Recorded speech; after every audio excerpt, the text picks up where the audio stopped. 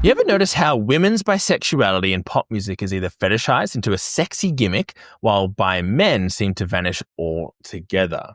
In this episode, we are diving into queerbaiting, erasure, and whether the industry is genuinely celebrating bisexual identities, or if they're just cashing in on it. Ever swapped pronouns in a song to hide or flaunt your bisexual identity? Well, we are also talking about bi empowerment and karaoke confessionals as a way of understanding ourselves and feeling less alone.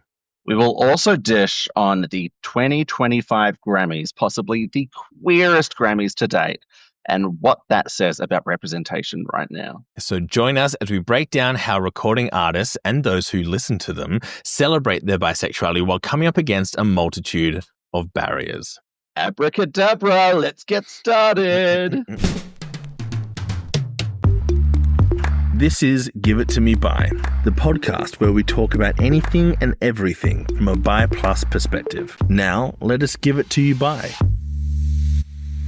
Give It To Me Bi acknowledge that we live, work, and play on the traditional lands of the Gadigal people of the Eora Nation. We acknowledge the traditional owners and custodians of this land and pay our respects to elders past and present. Sovereignty was never ceded. Okay, Chad, we are witnessing a watershed moment. Look, Gaga got us through 2020. Gaga will get us through 2025. My God. Listen, Gaga is there when we need her the most. Thank you, Mother. Thank you, Mother. Yes, we are little monsters here at Give It To Me Bi. I mean, I know I am. I know that you have a love of Gaga, but are you a little monster? Do you consider yourself a part of the... Yeah? Oh, yeah. The paws go up. Yeah. The paws definitely go up. Yeah. I feel like it was the first time I really saw someone just going like, I am just me. Everyone can fuck off. I'm an artist. I'm going to do this thing that I just know I can do. She's so talented. And as we've kind of mentioned in previous episodes, so often erased in her sexuality. She's always pitched as like the ally of the queer community, not that she's queer herself. And it's like, no, babe, from day one. No, very, very much in community, very, very much one of us. Her literal smash song that put her on the map is called Poker Face, which is all about thinking about women while sleeping with men. Like that, like that. That's the song that made her famous, and it's about her bisexual experience. Yeah, literally from day one. It's so funny. Like every year, there's a new op-ed on like, oh, did you know the truth behind the lyrics of Poker Face? And it's like, we knew, the bisexuals knew. Now, this is also very awkward because for those of our listeners or viewers who are watching our clips, will see that I am in my brat outfit. So I am in my bright green, a chain, my seediest speed dealers. They're definitely speed dealers. Like this is like a moment speed dealers are having. Oh yeah. These are big time ones, and it's just to celebrate the end of the brat era and to welcome in Gaga's impending overlordship, and I welcome it. You've curated the explanation of your outfit very well to have a storyline and not to give away the fact that you have atrocious pink eye right now. I don't have pink eye. All right. So also I woke up this morning and my right eye was horrendously swollen. I'm just leaking from it. I have no idea. I think like a grain of sand in there or something. So it looks cooked. these glasses, these dual purpose worked out well. Yes, there we go. Dual purpose. Yes, we need to enter in the era of Gaga. I'm looking for my lady in red outfit. I need a designer stat. If you are a designer of pleather outfits, I am taking applications. So we have to learn the choreography. This week, my best friend's in town from Canada and asked, hey, when I'm there, let's just do some gay shit. Like, I just want to go out and like be amongst queers. I was like, cool. I'm not someone that goes out much, but I have friends that know what's going on, is on the pulse. And so I've been out to a bunch of queer events this week. Went to a brat-themed queer femme night, which was great, called Birdcage in Newtown. And it was obviously all Charlie all night. So I felt I was kind of channeling my inner Steve. And then last night... Oh, no. There's one more additional story to that. Chad sent me a lovely video whilst he was at the frat party saying, I love Chapel Road. Yes, I know. Love. A friend who listens to the podcast, love you, knows Steve and was like, I've got an idea for a video. Let's do it. And then last night we went to, in Marrickville, there's this group of people that put on, it's called Saddle Club. And it's queer line dancing. And so it's like country AF, it's queer AF. Everyone wears like kind of Marrickville cross, like inner west cross country outfits. So they've got like their Doc Martens, or they've got their sook workwear, high-waisted shorts, but then everyone's wearing like a bolo tie and a cowboy hat, and everyone looks fab. And when Abracadabra came on, the girlies got hot. Like the girlies loved it. And it was so much fun that you just learned some like really basic choreo. It is basic, but doesn't mean I didn't struggle with it. And it was a vibe. There was like 200, 250 queer folks just very tightly packed into the Marrickville Bolo, and just having the time of their lives. And they had this great thing that I almost want to do for the podcast is they had a hotline where you could like leave a little anonymous note for somebody saying, hey, you're really cute. If you're interested, come and find me at this spot, or like sign into my DMs. It was like, to the tall girl in the red vest, wearing cowboy boots.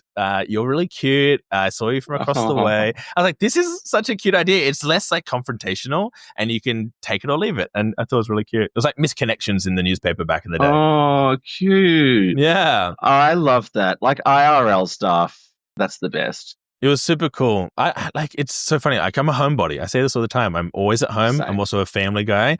And so I don't go out much, but it was nice to kind of be in community and see the joy in community. I think that's what I really took from it, is like, despite all the things happening at the moment, despite all you open your social media and you just want to fall down, there is joy, and particularly queer joy, happening all over the world. And we have to be active in tuning into it. Steve, you might have seen, and you'll be familiar with this, I shared a video this week talking about the AIDS epidemic in the 80s and 90s.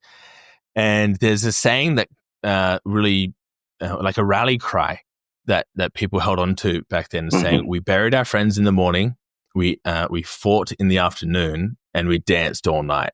And the dance is what kept us going, and the dance is what we were fighting for. And what they want you to do is to turn away from your joy, turn away from the parts that give you life. But that is it. That's the essence of why we do all that we do. So I really thought that this week. I was like, wow, this is what we fight for. We fight for the ability to meet in a small venue and be just queer as shit. It was Absolutely. great.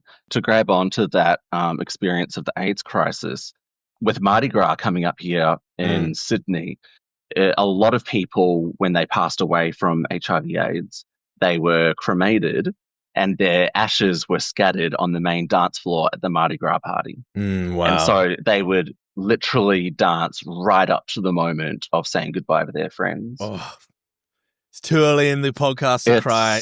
Oh, wow. Incredible. Dozens and dozens of people's ashes were spread at the Mardi Gras main party. And so it's hallowed ground, and it's so, 40-something years on since we've been doing Mardi Gras, lost almost an entire generation of queer people, but we're still here. Yeah. Wow, fuck me right up, Steve. That hit. Gosh. Yeah. It's more than just, celebrating. It's defiance as well. It's and also making sure that the people that, in this case, that were left behind were going to be all right. I see kind of both sides online. So one side of it kind of upsets me, but the other side is like, it's in these moments where our communities do come together, because inherently the gay community has nothing to do with the lesbian community, which has nothing to do with the bi community. And, they're all very separate. However, it is in these fights we go, you know what, let's put aside our differences and fight, because once this community is thrown by the wayside, really, who are they coming for next? So we are stronger together. I've seen the opposite online, people kind of distancing themselves, and that's unfortunate. But a lot of pick me people saying, if I denounce my friends, maybe they won't get me next. But we jumped kind of straight into a couple things. Let's talk bylights. Steve, what are some of your bylights for the last week? Oh, it's completely simple and silly, and we already know what I'm about to say. Great. Lady Gaga has been on repeat in my ears constantly. Great. Obsessed. It's so funny, like with my mental health or, whatever it's going on in life, as soon as a new music comes into my life, wherever it comes from, it just changes everything. It just like getting to the gym, going out for my walks, everything just becomes easy when I've got a new bop to go along to. So Lady Gaga, and I was going through a bit of a difficult time as well. And so Lady Gaga has literally got me through the last few days. It's just such a good song. Honestly, like we were talking about it before recording, it feels so truly Gaga. It feels like old classics. It feels like Judas. It feels like Bad Romance, but it feels so new and of this era as well. It feels like also like because the girlies are having a moment, like especially queer girlies, it's like Gaga is kind of just come along and saying, I've always been here. Like I am mother and we can do this together, but I am always like I am incomparable. That I'm inimitable. No one can compare to me. And she's so fucking good. I love her so much. So if you've got me on Instagram, you've also been getting bombed by abracadabra memes constantly. I send out about 50 a day. If I'm coming to your house, it's going straight on YouTube. It's constant. Love it. Now tell us about your bylight. Yeah, so mine's a little different actually. So my little one is in daycare and has moved up into a new class, which is very exciting. It's insane to think that they're getting older. But it's been a tricky transition to go from a class where they know the educators, they feel very comfortable, they feel very taken care of, and move into a space where they don't know everyone. So drop off in the morning, it's a sad time. That transition is tough. Yeah. And this week, when I was dropping them off to daycare, they were crying. Dallas was crying a lot. And one of the educators said, "It's okay, Dallas, you're a big boy. Big boys don't cry." And I was like, oh, really, Chad? Oh, okay. How interesting. Because I clocked last week that they were saying, oh, Dallas is a big boy. Didn't say the don't cry part, but like had mentioned, it's like, oh, I don't say that you're a big boy. Where'd you get that from? I didn't like pry too much because it was very kind of in the moment, but they said that another educator had said it. And so a few people had said it. I was like, okay, this is interesting. And so I dropped him off and I sat with it for a moment. I was like, you know what? Like for me and my family, for Heidi and I, we have a really big value on a few things. One, that it is not bad to show your emotions, and that being emotionally mature means knowing all of your emotions and not having a blockage in those things, and that crying isn't bad and being emotional isn't a bad thing. And also that we don't differentiate between boys' experiences and girls' experiences, that girls can but boys can't, that kind of thing. And so I sent an email to the school and say, hey, just wanted to like share our values with you and ask that like we refrain from saying this kind of thing. Good on you. Yeah, thank you. And this is why it's a bylight and not a sad thing, is that they were so wonderful and completely took that on board. And they're like, absolutely, we actually all agree with this. And it's one of those phrases that has been around forever and is so pervasive that we didn't clock it. We appreciate you saying it. We've flagged it with all the staff and everyone is so on board. And I just felt like, oh, wow, like I could have let that go. I could have been like, oh, that's fine. They didn't mean any harm by it, which they didn't. Like it's totally innocent. Yeah. But I felt really good that I was like, no, I'm going to advocate for my kid and I'm going to advocate, I guess, also for all the other kids in the school that like they are all going to benefit from one person saying, no, this is okay. And then the next few days, they were really attentive to it and really kind of shifted the language. And he's like, I don't think it's tied to it, but like he seems to have really eased into it, into the new class. I was like, oh, wow, like how cool. Good job, Chad. I felt very proud of myself and it was nice. And I was so tired that day that I almost didn't do it. I almost didn't have the capacity to like write an email to the school. And I did it and I felt really good. God, I'm so proud of you. That's Thank you. So bloody awesome, because you're right. Like they probably had it's one of those isms. It just becomes those throwaway lines. Yeah. And it takes someone like you to just draw attention to it and be like, hey, let's try it a different way. And everyone goes, oh yeah, that's a really great idea. Honestly, and so much of the stuff we talk about is like most people aren't bad. Most people Yeah. don't mean harm, but it's just a shift. It's just a what if we tried 2% this way? Mhm. Look at the potential difference you could make. Great work. Great work. Thank you. That means a lot. Thank you so much. I hesitated, but then I was like, no, these are my values. And it's a value I want to instill in my kids. So I need to be the person to step and walk before them in doing that in the real world. Look, if you can haul your big butt up to the mental health minister's office, you can definitely have a chat with the teachers. You are capable of anything. What'd you say about my big butt? I was going to say big pussy, but then listen. And now I have. So some news and updates. We've got a new column that's just dropped in the Star Observer, as long-time listeners would know. We have a monthly column in Australia's longest-running queer publication. It is the first ever dedicated by Plus column, and we're really proud of this one. It's tying into our monthly themes of the podcast, so we're very intentional with that moving forward, that we want to make sure that if you find us there or find us here, that crossing over, it feels very comfortable. So welcome anyone that is listening along from the Star Observer, and tying it into something that is relevant in the country at the moment, which is the upcoming census, because we are being counted for the first time ever in the Australian census. So trying to tie pop culture into that felt like a bit of a stretch, but I think we got there, and quite proud of the end result. So check it out. We'll put it in the newsletter. If you're looking to suss it out, I'll send it out to you today, the day the episode goes live. And the Grammys. The Grammys. Have we all seen the clips? I didn't watch along, but I saw clips and I obviously read about it. Yeah. That shit was queer as heck. Oh, it's amazing. And femme as fuck, which hell yeah. Awesome. It's about fucking time that the girlies had their moment. And in so many categories that are so often dominated by the boys, like completely, especially like say Doechii, right? Bicon Doechii won Best Rap Album. That's only the third time that's ever happened for a woman. There's plenty of female rappers. You know what I mean? Like an incredible female. Yeah. Just like, and if you haven't listened to that album, like Steve and I have kind of gushed the last two episodes about Doechii, but like it's so fucking good. And obviously her big song at the moment talks about bisexuality to some degree, and the performance was insane. Yeah, phenomenal. Spectacular. And then so we saw tons of queer artists at the Grammys celebrated. We saw obviously Chapel Roan is a favorite of mine, did a great Pink Pony Club. And tell us about Chapel's, because Chapel did an amazing speech as well. Yeah. I feel like I'll let you go into the details of it, but like I feel like this is the sort of thing that only a queer person could really bring up.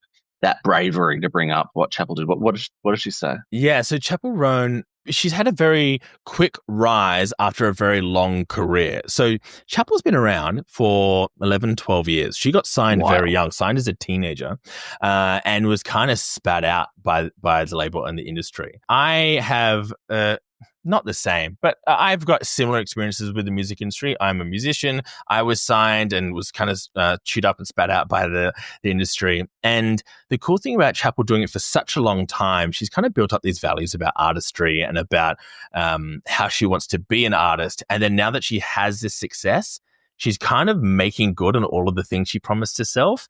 And she promised herself when she was younger that if she was ever in a position to speak truth to power, that she would talk about giving artists a living wage and talk about healthcare and getting benefits for artists that are signed to labels. Because I'm not sure if people know this, musicians make fuck all. You don't make money as a musician. You might make money if you go on tour and sell shitloads of merch, but you just don't make money, especially now. Like you're not selling albums, you're getting Spotify streams, and Spotify doesn't pay artists. And if you are an artist and you are sacrificing things like your super, or you're sacrificing getting a job where you can upskill or have transferable skills or get healthcare benefits, all that kind of stuff, you're sacrificing this to kind of have this one shot at a dream. And she was young. She's like a teenager, and she didn't have any of those things when she got spat out by her previous label. So she had to kind of start again as like an infant artist. And she in front of everyone in the industry said, do better. Like, you support young developing artists, give them these things. And she's done this a few times of when she called out photographers or different people for chastising on the red carpet. It's like, no. Just because this is my job and I have a particularly public job doesn't mean you get to treat me like dirt or like meat or boss me around. I'm still a human. You need to respect my humanity. Yeah. And I just love that she is just like, I have values, and I'm not going to like, and I'm so fresh in this, that fresh in the success of it, that she still remembers what they are, but has had such a long history with it that she's not scared to throw away what she's currently getting for like tussling a few feathers. She said in an interview on the red carpet the other day that she has walk away power. She understands what it would mean to walk away, and she's comfortable to do that. So she's not scared to speak back now. She's like, I can leave tomorrow and I'm happy. So if someone's going to push back against me, fucking better watch. Yeah, amazing. And amazing, because I think that just fits so well in with this year's Grammys, how there are people that are values driven, who are also just absolutely incredible artists. Yeah, we got a lot of speeches on stage and on the red carpet about supporting trans siblings, trans rights. Obviously, this is take place in America, and there's a lot of turmoil for our trans siblings in America at the moment, and a lot of people standing strong. Chapel said, I wouldn't be here without my trans sisters. Gaga called her out as well. A few people really made some noise about it. A lot of people saying it's not enough, but also you look at people like Gaga and Chapel, they've been doing the work since day one. So this is just another day of fighting the fight. Steve, let's talk music. I admittedly, I have to say, I was a little bit unsure of how I wanted to approach this episode. Because I come from a music background. Like that was my my thing for most of my life. And so sometimes I feel like my perspective on music, maybe I'm a bit jaded. I don't know. Or like I don't look at it a certain way anymore. I'm not just a consumer. It was a job for a while. And so I kind of feel a little bit like, I don't know what I want to say. And also a lot of the things, the top level stuff, the surface stuff is similar to what we're talking about with film and TV. So like, do we want to repeat ourselves? Yeah, we know representation sucks. Like, what's next? What are we going to talk about?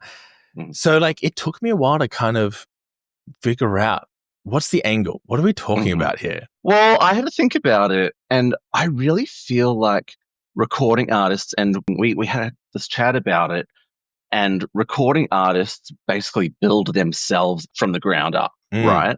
And they build personas, they build their brand, they build absolutely everything. Whereas actors sort of have to slot into roles. They have to be fairly neutered. They have to be able to play, obviously, multiple people. Whereas a recording artist, yes, they'll over their career they'll have different vibes, whatever.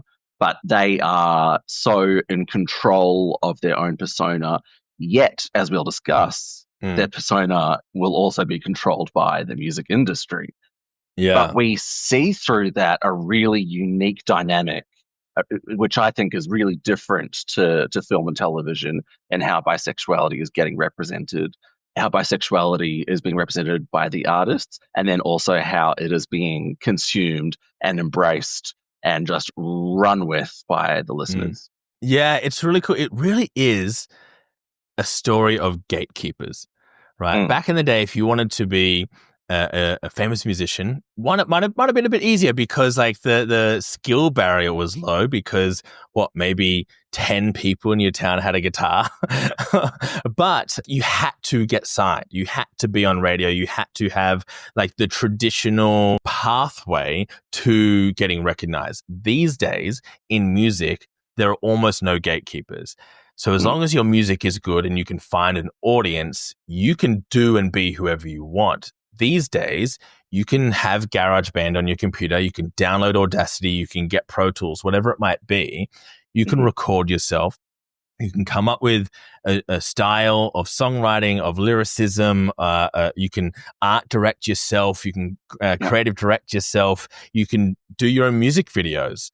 And that can be almost solely your direction and your vision. And then you can just publish it for like $20, $30. You can go, I want to be on Spotify now. And it's just on Spotify. And then you have to find an audience, surely. But in film, you can't do that. You can't go, okay, so I'm going to film, write, direct, play all the extras, have the be on camera, hold the camera. It's so hard to do a feature film through your entire vision and lens. Yeah. So it has to be collaborative. Like it has to be.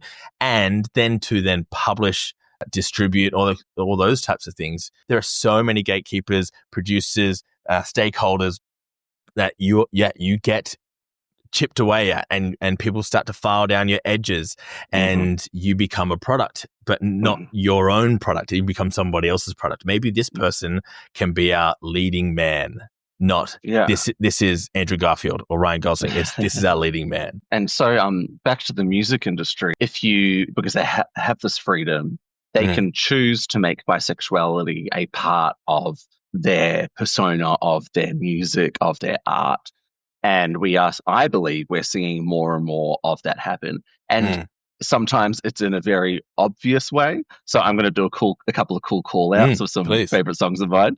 And then it's done in really subtle ways as well. But then we also see, circumstances of accusations of queerbaiting. Our favorite topic. Totally. And also this notion of control over your art as a recording artist. If you're writing your own lyrics and speaking to your own experiences like Doechii does, or if you're having songs written for you, say like a particular Katy Perry song, it doesn't speak genuinely to your experiences. It might, but there are criticisms and embracings of bisexuality in music. And so there's a lot going on. Yeah, for sure. The interesting thing about the music industry today is, yes, you can do it all yourself. However, it's rarely done that way entirely. You do start to, especially in pop music, it is written by a lot of people. And you and I could be a producing duo, and we write a beat or a song or whatever, and we go, cool, here's this beat. And we might shop it around to a few people. And a few people might write a couple melodies or whatever, and we put those together. Now every single person, they call them points. You have points on the song. And then by the end of the day, the hands that it has touched, and it could have been going around the circles for 5, 6, 7 years, you might have 10 songwriters on that track. You might have written the lyrics, but there's you still have input from so many people. And sometimes walking into the room and having an idea that doesn't get accepted still gets you points because of my input, you didn't go in this direction. Therefore, I'm a part of the process. It's very interesting in this, particularly stateside, how the music industry works with credit and songwriting. Yeah, but yeah, you're totally right. The influence on. But first, Chad, you just sparked an idea. I think we should do a music duo because a fun little fact about me: I play the baritone saxophone. Do you? And I do. And really think we would be a dynamic duo. Me on the baritone saxophone. I did not know that about you. That's sick. Let's do it. I pretend to play guitar and piano. And you on the guitar, and we will somehow make it work. Let's do it. I'm here for that. I feel like we need to come up with some kind of slappy name. Baritone. Baritones. Oh my gosh. We are the baritones. Last night, so I went to Saddle Club last night, and the DJ name was the Diva Cups, which is so fucking good. That is genius. So Chad and I had a good discussion about what bisexuality in music looks like, and there are a few things that really stood out to us. Now I'm going to start out with a fun one because we, as bisexual people, we've got lots of superpowers, right? But we have a particular superpower where we do not have to change the pronouns in any song we sing to, which makes us elite karaoke singers. This is true. It's so funny to me to hear people do covers of other people's songs, and they change up so many things, or they want to be really true to the original, but they can't not change a pronoun. I'm like, oh, you are so scared of sounding gay. What a bizarre little oh no, I definitely can't say him. Yeah. Like, what do you mean? Yeah. Like, it's okay. It's a song. Do we see it in the opposite way as well? Do we see gay and lesbian? Oh, good question. I think femme sing is a little bit more comfortable because there is just like, I don't know. I think there's this perceived idea that women are more comfortable acknowledging beauty or attraction to people of the same or similar gender. Sure, yeah. There's a lot of rampant kind of homophobia, biphobia in mass communities. So I'd probably say that's definitely more often the case. But it's so funny. Like, you love this song so much that you're going to do a cover of it. Oh, wow, it's pure genius. I want to sing this. I want to even play it on tour in front of all of my fans because I just love the source material so much. However, you will not for a second think that I am gay or otherwise. You know what I mean? Like, it's so funny to me. Like, you're so insecure. I know the mental gymnastics that must take. Just sing, people. Just enjoy it. So we've really got that. It's liberating. We can just sing whatever, however we want, and just and it's the emotional freedom of being able to express ourselves in that sort of a way. It is such a niche little point. But it is. It seriously is fun. Like, it's like, oh yeah, no, I can do whatever I want. So there's a karaoke place around the corner from me, and which one? It's on Oxford Street, and it's in a Mexican restaurant, and it's literally a broom closet, and so you have to book it, and it fits 1.5 people, but you can put 2 people into it. You get a 15-minute booking. You're literally in this broom closet with a screen, and you get to just sing your heart out. It's so funny. That's so funny. No idea. We are going. Let's go. We are going. Done. And just find the most bi-leaning songs that we could possibly find. Yeah, it also shows like how gendered music is as well. Also, the notion that the topics that music cover, love, desire, heartbreak, all that sort of stuff. And then I think it's really powerful as a bisexual to be able to use any pronoun we like in that music, or use the pronouns that were intended in the original art piece. It sort of shows we experience that great diversity across all of our experiences of different or same gender relationships. It's the same heartbreak, it's the same love, it's all the same. It is funny that you say that. This little tiny niche fun topic is actually a way into how I discovered certain points of empathy, right? There in myself, and empathy is probably what I would say is one of my greatest attributes and things I'm most proud of, is that I was able to almost code switch is probably the word I would use, of like, I can experience or put on someone else's experience because I don't have a fear of it. And then I could do it the other way around as well. And I was able to almost embody someone's life and kind of entertain what does that look like for them, and then take that back into my own experience. And then I feel like I've watched that through love stories in books and film and TV, but especially in music, of like, oh, that's what they're feeling. And because I'm not doing gymnastics to try and get around the attraction, I can just sit in what they're trying to communicate in this moment. And it's funny. It sounds like a fun little silly topic, but thinking back, that is how I started to curate this life of empathy for myself. That was a weird line at the end, I reckon. I think that's how I started to discover and bear witness to other people's experience in a more comfortable way than like, tell me your life story. Oh my gosh. Do you really think bear witness was any better than what you said before? Bear witness is good. I come from a church background. Bear witness is a very common phrase in the church scene. That's so funny. To me, that sounds so normal. And I know that a lot of people, that is not a common phrase at all. It's a great phrase. We should all use it more often. Wow. Well, speaking of bearing witness, so there's a study that I've come across, and it is a content analysis of bisexual women's representation in American popular music. This is a 10-year study of music over a 10-year period from 2008 to 2018. We'll put links in the show notes. And it's super interesting. It talks about how queer women in popular music are variously misrepresented, falsely represented, or negatively represented. So sometimes it's just, we don't honor the experience at all. Sometimes it's, we actively are doing something that could harm people because of this kind of representation. And my next point talks about that a bit as well. But it talks about like this kind of performance of bisexuality as a punchline often. Yeah. So I Kissed a Girl, Katy Perry. Maybe the most famous example is when Madonna, Britney, and Christina Aguilera made the decision to kiss one another on stage for the MTV Music Awards. This Madonna, of course, being bisexual, though. Yeah, and so this idea of your bisexuality has to be kind of performed, and also like you have to have multiple partners. There's so many kind of little tropey things, like we talked about tropes last episode, that like are showcased in a moment like that. But it was so often a bit like the idea of bisexuality was like a bit of shock and a bit of like horror. And this study spicy bisexuality. Yeah, and I might talk about it in the theater episode, but it's the same thing in theater as well. Like there's a line in The Heights where like the joke is, oh, this person's cheating on you with a guy. The interesting thing is the way they kind of broke down the representation of bisexuality in these pop songs for queer women.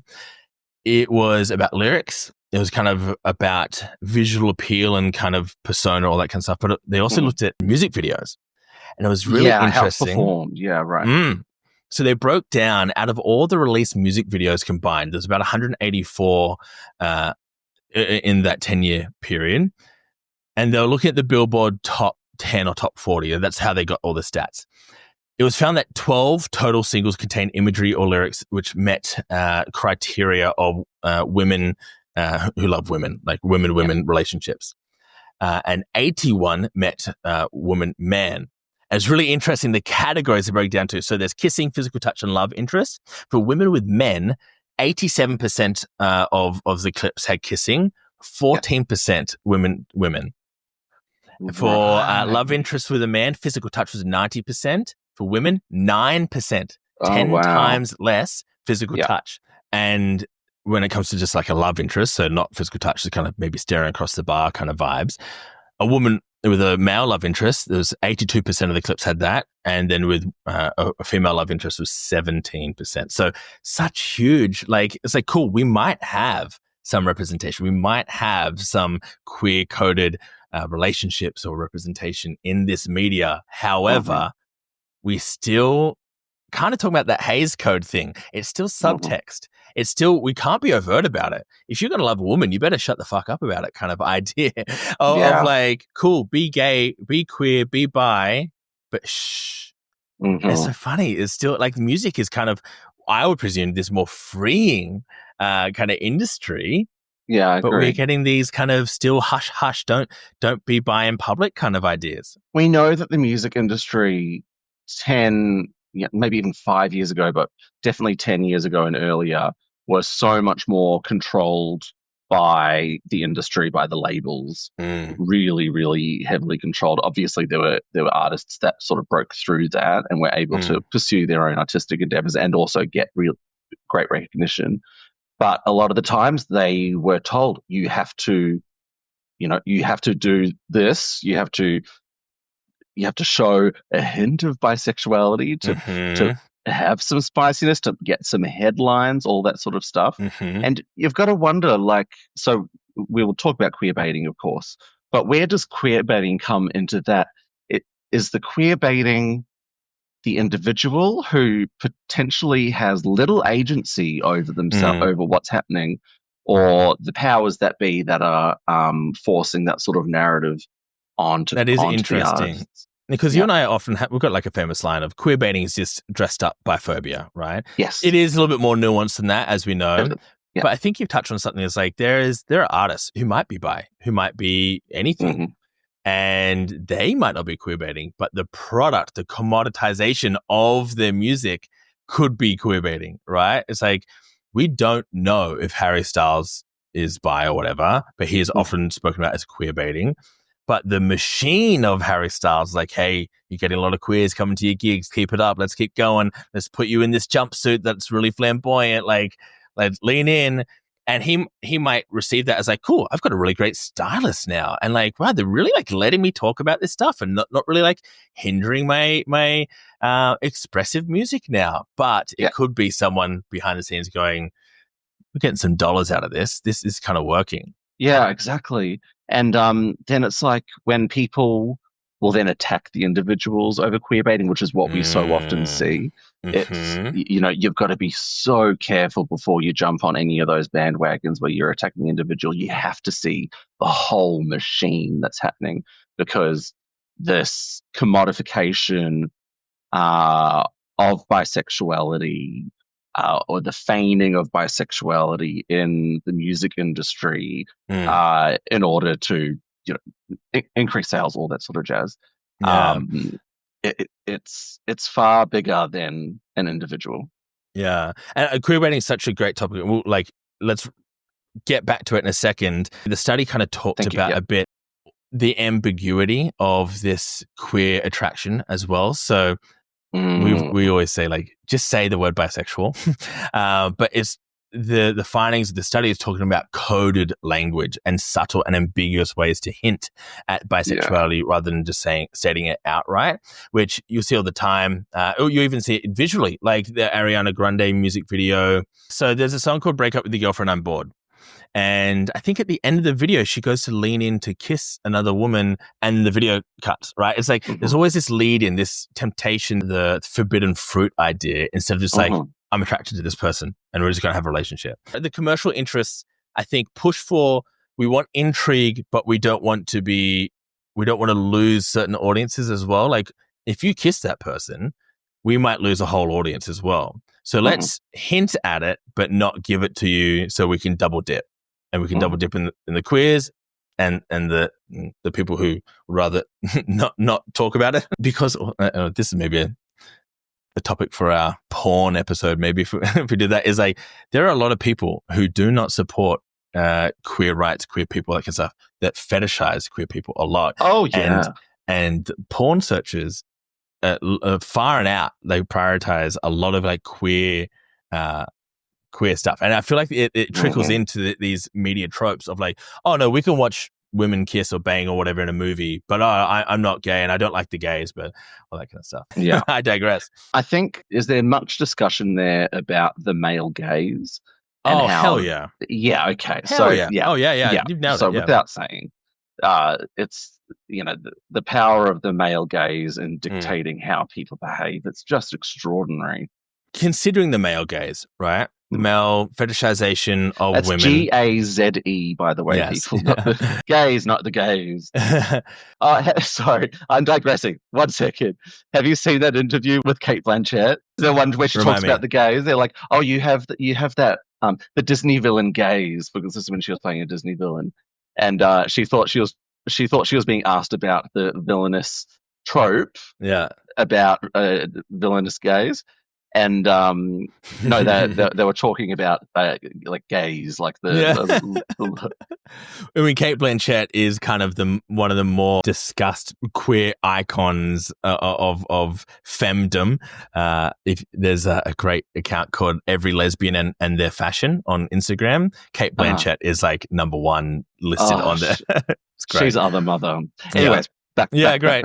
Well, I guess to wrap up the conversation about the study a little bit, I wonder, do these imperfect and coded portrayals, do they help or hinder? Because it is visibility. It is not good visibility. Does it allow the next person to come in and go a bit further? Does now the next person come and go a bit further? Did we need I Kissed a Girl by a straight woman at a certain time to be a club anthem, so that we have Chapel Roan now, so that we have Gaga now, so that we have Doechii now? Did we need I Kissed a Girl to make a bunch of people go, oh yeah, I like that too, so that 10, 15 years down the track, we actually, maybe I'm coming out now? Because the pathway to freedom is not a straight line. It's not linear. Did we need that? Because Katy Perry copped a lot of flack, a lot of attention, made a lot of record sales, but also copped a lot of flack from it. And is it easier for someone not of that experience to cop the flack? So to be great, fucking question. to sort of cop the criticisms of depicting women who love women, because she can legitimately say like, well, this is part of the show that I'm putting on.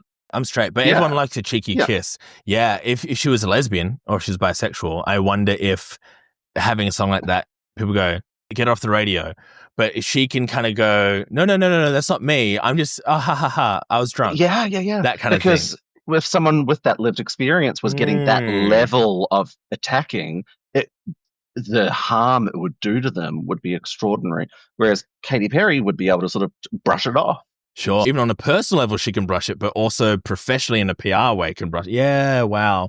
I think you have touched on a great point there. I like that a lot. That's fascinating to think about. Yeah, the ways that visibility and liberation and normalization of these things can come about in very, very strange and different ways. But yeah, I'm just glad that we have taken this path. I am intrigued by the holistic nature of representation and how we get to the result we want in the future. And this brings us on to something that I was really interested in looking into, and that's the power that music has in shaping bisexual identity and shaping bisexual liberation and visibility more widely.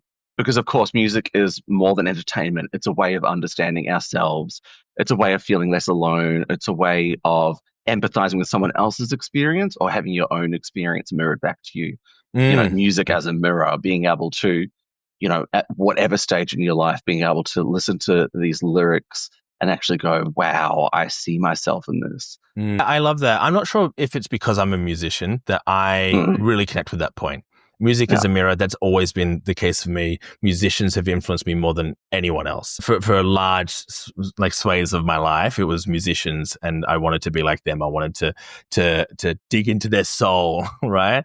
And so I agree with that. I'm sure people feel that way for other artists and other creators and all that kind of stuff. But yeah, I came out because my favorite band's frontman, Green Day, Billy Joe Armstrong, said he was bisexual, and I felt seen for the first time. And I wonder how other people feel about that. Like, music, it doesn't have to be public. Like, you can go to a concert and enjoy it publicly. You can put a speaker on at home and listen to music with other people. But so often, music is a private experience. Music is something that I listen to for me, and I listen to in headphones or in the privacy of my room or whatever it might be. And I get to embody that and internalize that in a very, it's intimate. I find music can be quite intimate, whereas film absolutely doesn't feel as intimate to me. That feels like an experience, sure, and I love film. Yeah. But music feels intimate, so I feel like you could really touch on somebody there, especially because like these days, the styles of music, because technology has evolved and microphones and recording equipment has evolved, music can be literally intimate. You can whisper, like Billie Eilish can whisper into her microphone. And it feels like she's right in your ear. Whereas like back in the day, you have like Steve Tyler screaming Aerosmith songs and stuff because he kind of had to sing a certain way to record a certain way. So I feel like that it's almost like a conversation between two people when you listen to music. Yeah, and it's how this music that reflects bisexuality can become these deeply personal anthems for ourselves during our journey of self-acceptance. And, as bisexual people as well, because we live in this liminal area, we can also find ourselves and see ourselves in all sorts of other music as well. Anything that sort of reflects how you've gone about your journey of becoming your full, whole, genuine bisexual self. You can actually find that in all sorts of places. But I think it's really exciting that we're actually having the B word being put out there. We're having artists express their bisexuality openly, and so we know when we listen to their music, hey, this is about us. It's so exciting. Yeah, I like the word liminal. I'm not sure if I'd describe bisexuality as liminal, but like I use it right? I think there's an element of that feels really correct, and it's an element that I'm almost like pushing back against, right? Like it's not both sides, it's not in the middle, and it's not ambiguous or disorienting. I feel like I've latch onto the liminal from that liminal space idea of like, oh, look at these corridors that kind of lead nowhere in the shopping center or like in a game or whatever it might be. I love that you use that. And I can see how that applies to bisexuality. I feel like a lot of people might have that experience, but I feel like I'm personally trying to push it away from it. I sometimes feel like as a bisexual man, especially, that I exist in a liminal space. It's sort of not like, yeah. Oh, we're gonna take a deep dive here, people. No, we're not doing that. Therapy's next episode. Let's do it. Yeah, therapy's next episode. Yeah, no, I'll leave that to the experts. But that space. Sometimes we just feel you don't belong. It's not about my sexuality, but say the world in which I inhabit. Yeah, I think the understanding of bisexuality feels liminal for sure. Yeah. My sexuality is not liminal, but sometimes the world I feel I exist in is. Ooh, these could be song lyrics. Oh, this is our new baritone. Oh my gosh, this is our first baritone track. So funny. I feel like on the topic of queerbaiting is kind of across a few topics. There's the idea that women have this potential ability to be openly bisexual. However, it is potentially harmful.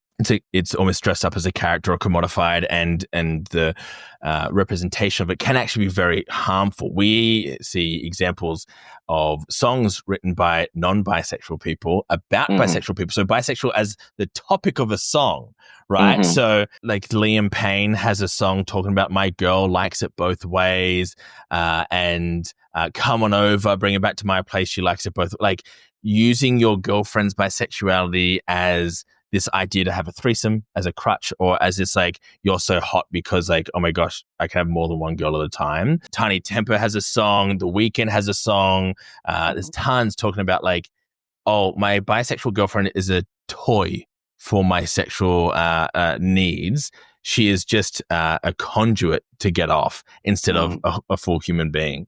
And that is so frequent for bisexual women's representation, because we often talk about like representation of like, oh, we want to see bi people on screen or in music, or like get the bi people in there. But often there are narratives that don't even include it, but are about bisexuality. And that is also tricky as well. Don't talk about us in a way that influences these potential harmful narratives, because we know that bisexual women experience extremely high rates of intimate partner violence, domestic violence, and a lot of it can be tied to this narrative of you aren't a whole human being, you're a tool for my sexual desire. And that's really quite disgusting, but it is prevalent. You see it everywhere. Like, oh, she's hot because I just get to have my way and get all my rocks off. I wonder what something similar would be for bi men. I'm trying to think, like, maybe, again, we explore tropes, and so I'm trying to think of examples in music, like where, we're treated as down low in the closet, cheating, all that sort of stuff. Interesting. Well, I reckon there's a recent example of a great song that is kind of about the down low guy, which would be Troye Sivan's One of Your Girls, which is fantastic. But it's about Troy saying, hey, I won't tell anyone. I could be one of your girls. Let's get it on, kind of thing. Yeah. I know James Charles is trying to have a music career at the moment, unsuccessfully. And James Charles has famously gotten into a lot of trouble because only really finds straight men attractive. And a lot of the songs are about unrequited love because these people aren't attracted to you. Troye Sivan made a fucking banger of a song and dressed up in drag to do it. It was very fucking good. And we stand Troy. But yeah, that's probably the one I know about DL guys. I feel like there's a lot of bisexual erasure when it comes to men, or just lack of existence in like, so you look at Freddie Mercury, right? Freddie Mercury is bisexual. Freddie Mercury, my entire life, was known as a gay icon and was perceived to be gay by everyone. Even in the Bohemian Rhapsody movie about Freddie Mercury, he says, I think I might be bisexual, to his longtime best friend. And she says, no, Freddie, you're gay. And so like right in that one scene, he finally says the word, and and the person closest to him was like, no, you're gay. Yeah, Freddie and a few other like male people are either like, you are either straight or gay. There's no in between. Women can have in between, but it's going to be toxic and troublesome. I mean, to be fair, the lesbians don't have a great track record in the industry in terms of like people's perception and treatment of them. Lesbians are great. They've got a great track record. But it is kind of now like the gay girlies are having such a fucking moment, and I'm so here for it. But historically, we haven't had tons of lesbian representation at all. And I think it comes down to that male gaze again. We don't want lesbians because we are not like men aren't the center of it. And we can have gays because men are still the topic. If you know what I mean, the object of attraction. Yeah, I think gay male artists, no, I think they turn off that mainstream. I think they'll turn off. It feels very segregated. Like the gays are for the gays, right? I feel like gay music is for gay people. Like my brother's not listening to Todrick Hall. Like I'm sure a lot of these artists would love to go mainstream, but there is still a huge block out there for both gay men and gay women out to reaching mainstream success. Do you think there's perhaps no mainstream appeal in hair, nails, hips, heels? That song was such a banger. Oh, Todrick's had a few. Todrick's had a few. Right. Yeah. We could go back to the queerbaiting idea if you want. I feel like we touched on it, and I feel like it is such a good topic. And this is probably our moment to talk about it, I guess, let's hit it. There are so many nuances to it. Is it queerbaiting or is it exploration? Like, we are so open to the idea that people don't have to be one set thing, and you can have sexual fluidity and you can explore, and you can, like, why do you have to go, I am straight and that's me forever, I planted my flag? Like, cool. Like, Katy Perry, like, be bi-curious. Fuck yeah, that's awesome. But like, after the fact, the denouncing of it or like the narrative around it is shit. You know, like that's unhealthy. It's not helpful. It's not allyship. Or it's just not like, I mean, if that is your experience, I'm also sorry to you that you are like kind of then brushing your own experience under the rug for the betterment of your career. Like, that sucks as well. You say, oh, look at Harry Styles, and people call it queerbaiting, that kind of stuff. It's like, wait, number one, is it queerbaiting? He could be straight and just fucking have so much comfort in his gender expression, his femininity, his masculine. Why is that a bad thing? Fabric is fabric. There's no gender to clothing. Yes, there might be references and all that kind of stuff to queer history and queer culture, but I've never seen Harry not own that or say, oh no, like, I don't care for gay history. This is my thing now. Like, it's always with a wink and a nod and a high five to those that came before it. Yeah, I do not care what Harry Styles' sexuality is. I am just so grateful that he's giving this incredible representation of men embracing their femininity, or you know, to use basic language, because there's nothing feminine about certain types of clothing. Clothing is clothing. But, you know, to see someone like Harry have that representation, it's so important to someone like me as well. Like, it makes me feel seen, and it's beyond the sexuality thing. It's about, you know, how I move through the world. It's how I'm seen. It's how I'm viewed.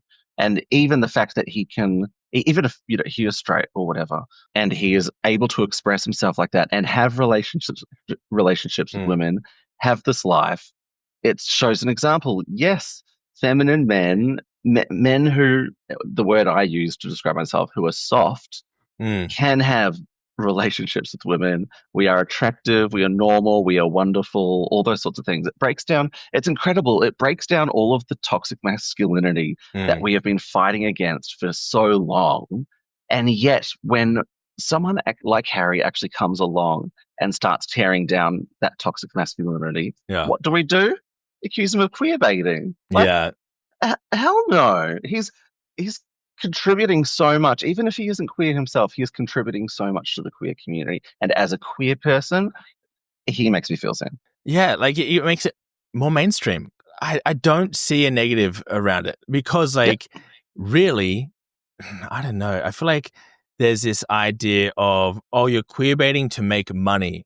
but are you? The queer community isn't massive, and you are potentially cutting off huge amounts of audiences by showing a potential queer side of yourself, and money talks. And so how much money do you think people are making by waving a bi flag around or dressing in hot pants or whatever it might be?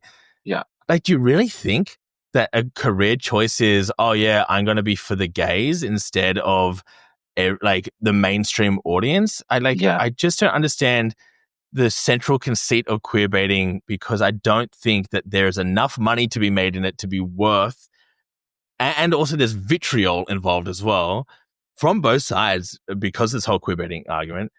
Yes. To be worth even the attempt, because also the other reality is like, let's try this queer adjacent performance or persona and it not work, and now we've just actually ruined your career. Is that, I don't think that risk is worth it to someone who isn't queer. Yeah, and it actually goes beyond that larger level of sales or success. It's actually down to the very individual.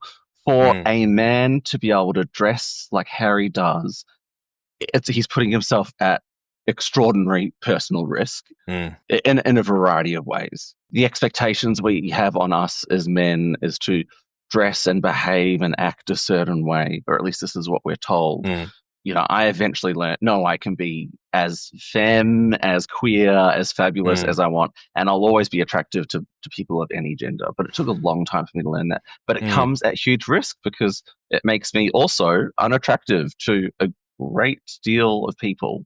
We get Harry Styles dressing in these jumpsuits and sequins and all the hoopla, and people are like, oh no, queerbaiting, But then you get like Benson Boone at the Grammys the other day, who is wearing this. Benson Boone? Yeah. I feel like I'm getting old. I'm not recognizing the names. Is that so? Benson Boone. No, you don't have to tell me. A smash hit at the moment, like a really big smash. Obviously performed at the Grammys. So was wearing this like a kind of powder blue jumpsuit with flared bell bottom kind of vibes, and is doing front flips and back flips off of pianos and stuff on stage and barrel rolls. And it's quite incredible, actually, and belting out like these amazing vocals. But that is the same shit Harry Styles is wearing, that he's been kind of chastised for queerbaiting, is these jumpsuits with the bell bottoms and sequins and the rest of it. But Benson Boone is kind of like the hottie, straighty 180 of the moment. And it's like, okay, what's the difference? Like, is it because we recognize an inherently queer value in Harry? They're like, we actually just don't like the queers, or is it because is it queerbaiting? I think I don't think it's queerbaiting. It's just gatekeeping. Queer people don't own femininity on men. I think it's something that needs to be shared with the world.